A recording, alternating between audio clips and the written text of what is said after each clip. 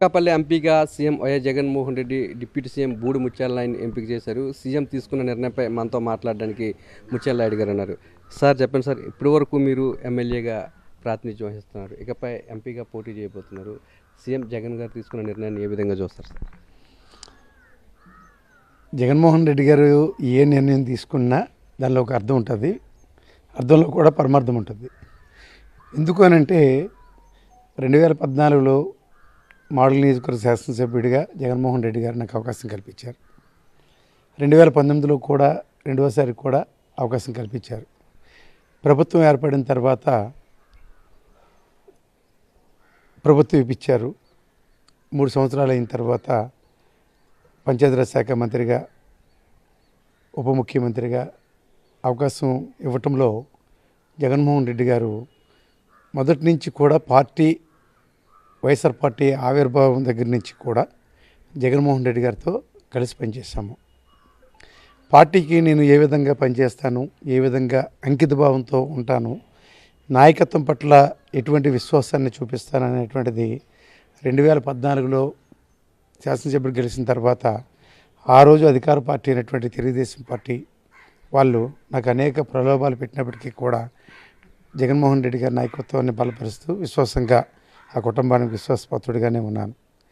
ఇది గుర్తించినటువంటి జగన్మోహన్ రెడ్డి గారు ఈరోజు అనకాపల్లి పార్లమెంటు నియోజకవర్గానికి ఉమ్మడి 3 పార్టీల అభ్యర్థిగా సీఎం రమేష్ కడప నుంచి అనకాపల్లికి దిగుమతి చేసి డబ్బు ఉన్నటువంటి వ్యక్తిగా, ఆర్థికంగా బలోపేతమై ఉన్నాడు. ఇక్కడ ఉన్నటువంటి ఉమ్మడి పార్టీ అభ్యర్థులందరికీ కూడా పెట్టుబడి పెడతాడని చెప్పి ఇక్కడ తీసుకొచ్చారు. ఇది గమనించినటువంటి జగన్మోహన్ రెడ్డి గారు మొదటి నుంచి కూడా బీసీ సామాజిక వర్గానికి అధిక ప్రాధాన్యత ఇచ్చినటువంటి నాయకుడు జగన్మోహన్ రెడ్డి గారు. ఇప్పటి వరకు అనేక రకాలుగా నన్ను రాజకీయంగా తీసుకొని ప్రాధాన్యత ఇచ్చినటువంటి జగన్మోహన్ రెడ్డి గారు సీఎం రమేష్ మీద ధీటైనటువంటి వ్యక్తిగా తను తప్పనిసరిగా ఓడించగలననేటువంటి ఒక ప్రగాఢమైనటువంటి నమ్మకంతో అనకాపల్లి వైఎస్ఆర్ పార్టీ పార్లమెంటు అభ్యర్థిగా నాకు అవకాశం కల్పించారు. ఈరోజు పెత్తందారీ వ్యవస్థకి, సామాన్య వ్యవస్థకి జరిగేటువంటి పోటీ,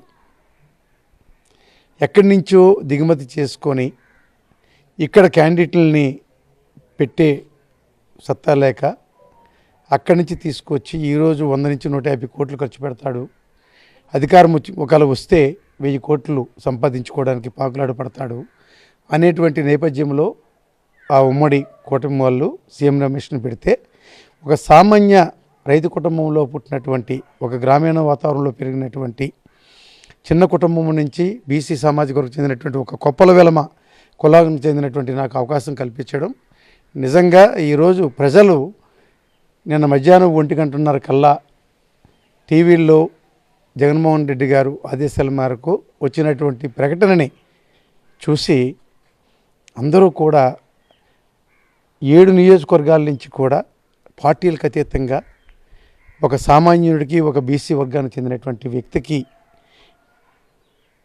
లోకల్ నాన్ లోకల్ అనేటువంటి నినాదంతో నీకే ఓట్ చేస్తాము, నిన్నే గెలిపించుకుంటాము, ఉప ముఖ్యమంత్రిగా, పంచాయతీరాజ్ శాఖ మంత్రిగా ఉంటూ కూడా ప్రజలకి నిత్యం అందుబాటులో ఉంటూ ఈ ప్రాంత అభివృద్ధికి పనిచేస్తావు, ఎప్పుడు ఎవరు వచ్చినా సరే అందరినీ కూడా ఆదరించి దగ్గర కూర్చోబెట్టుకొని వారు ఏ పని మీద వచ్చారనేటువంటి విషయాన్ని కూడా తెలుసుకొని వీలైనంత వరకు కూడా వారు వచ్చినటువంటి పనిని పూర్తి చేసి వారిని సాధారణంగా పంపించేటువంటి కార్యక్రమం నువ్వు చేస్తావు. మీ అందరం కూడా స్వయంగా చూసాం కాబట్టి ఈ అనకాపల్లి పార్లమెంటుకి నువ్వే సరైనటువంటి నాయకుడివి. 7 నియోజకవర్గాల ప్రజలకి కూడా నిత్యం అందుబాటులో ఉండేటువంటి నమ్మకం కూడా మాకుంటుంది. అందువలన నిన్ను గెలిపించుకుంటాము. జగన్మోహన్ రెడ్డి గారు తాలూకా నమ్మకాన్ని వమ్ము చేయము. తప్పనిసరిగా ఈ నియోజకవర్గానికి పార్లమెంటు సభ్యుడిగా రానున్నటువంటి ఎన్నికల్లో తప్పనిసరిగా గెలిపించుకుంటామని చెప్పడం. ముఖ్యంగా ఈరోజు జగన్మోహన్ రెడ్డి గారు ప్రవేశపెట్టినటువంటి, తను చేసినటువంటి పాలన, తను ప్రవేశపెట్టినటువంటి నవరత్నాల కార్యక్రమాలు ఏవైతే ఉన్నాయో అవన్నీ కూడా ఈరోజు పార్టీలకు అతీతంగా నాకు మద్దతు ఎందుకు తెలియజేస్తున్నారని చెప్తున్నానంటే జగన్మోహన్ రెడ్డి గారి తాలూకా పరిపాలన విధానం అటువంటిది.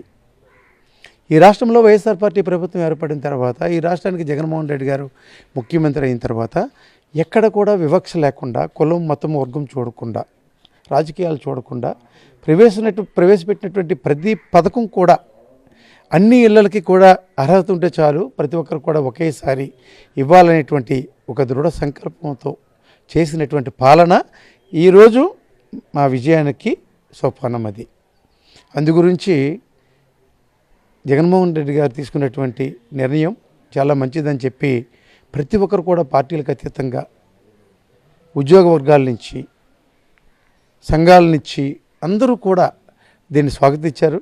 అందరూ కూడా మద్దతు తెలియజేస్తున్నారు. అందరూ కూడా ఫోన్లు చేసి తప్పనిసరిగా నేను గెలిపించుకోవాల్సినటువంటి అవసరం ఉంది. ఒక సామాన్య కుటుంబంలో పుట్టినటువంటి వ్యక్తికి ఇచ్చారు కాబట్టి సామాన్యుడి తల కష్ట సుఖాలు కూడా తెలిసినటువంటి నాయకుడిగా నేను గెలిపించుకోవాల్సినటువంటి పూర్తి బాధ్యత మా మీద ఉందన్నటువంటి తెలియజేయడం.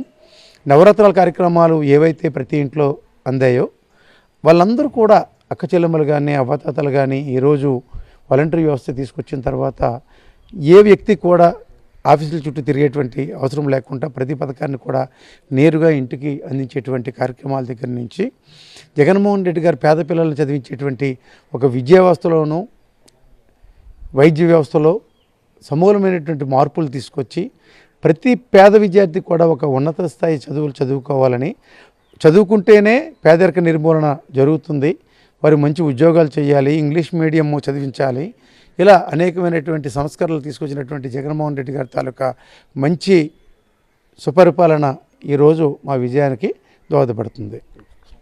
సీఎం వైఎస్ జగన్మోహన్ రెడ్డి ఏ నిర్ణయం తీసుకున్నా దానికి ఒక అర్థం పరమార్థం ఉంటుందని డిప్యూటీ సీఎం బూడి ముత్యాలరెడ్డి గారు చెప్తున్నారు. అలాగే తాను సామాన్య రైతు కుటుంబంలో పుట్టిన తనకు అనకాపల్లి ఎంపీ సీట్ను సీఎం వైఎస్ జగన్మోహన్ రెడ్డి ఇస్తే కోట్లాది రూపాయలున్న సీఎం రమేష్కు కూటమి తరపు నుండి సీట్ కేటాయించారని, స్థానికంగా ఉన్న నేతను ప్రజలకి అందుబాటులో ఉంటానని చెప్పి సీఎం వైఎస్ జగన్మోహన్ రెడ్డి తనకు ఎంపీ సీట్ను కేటాయించారు. తనకి సీట్ను కేటాయించడం పట్ల పార్టీలకు అతీతంగా అలాగే వైఎస్ఆర్సీపీకి చెందిన కార్యకర్తలందరూ కూడా ఎంతో ఉత్సాహంగా ఉన్నారని డిప్యూటీ సీఎం బూడి ముత్యాలరెడ్డి గారు చెప్తున్నారు. కెమెరామెన్ శంకర్తో నాయుడు, మాడుగులు నియోజకవర్గం.